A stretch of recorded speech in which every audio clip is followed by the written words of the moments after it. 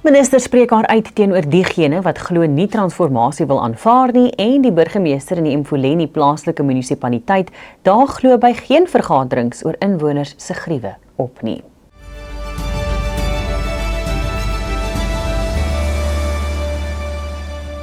Die minister van Arbeid en Werkskepping, Namakosa Met, sê dat transformasie in die kele afgedwing sal word van diegene wat in die vorige bedeling voordeel daaruit getrek het.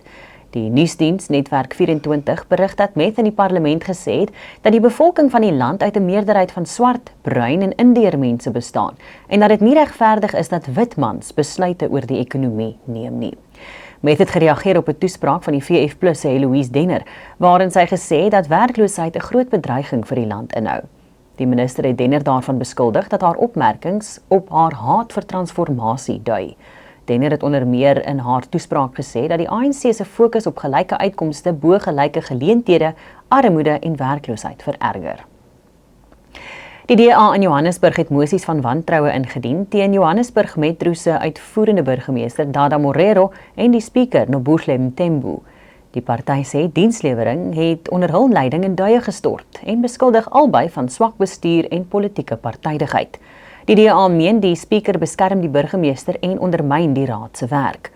Die party doen 'n beroep op alle raadslede om die mosies te steun en saam te werk vir beter bestuur in die metro. Die VF+ sê terwyl die burgemeester van die Mfuleni plaaslike munisipaliteit, Sipho Radebe, skitter in sy afwesigheid, moet burgemeesterskomiteelede en die spreker, Sibongile Sokusa, bond staan om inwoners se diensleweringsvrae rakende die geïntegreerde ontwikkelingsplan te beantwoord. Die VF+ raadslid in die munisipaliteit, Gerda Senekal, sê burgemeesterskomiteelede het reeds 3 vergaderings in verskillende gebiede aangebied om inwoners se vrae te beantwoord, maar die burgemeester het dit nie bygewoon nie. Senekal sê hoewel die burgemeesterskomiteelede die vergaderings bywoon, kan hulle nie oor alle kwessies duidelikheid verskaf nie. In die departement van vervoer sê die enigste masjien wat rybewyskaarte druk, behoort teen die einde van volgende week weer aan die gang te wees.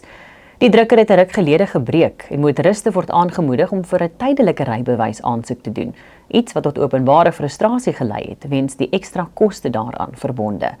Die departement meen dat hulle nie die tydelike dokumente gratis kan uitreik nie, aangesien dit administratiewe uitgawes meebring.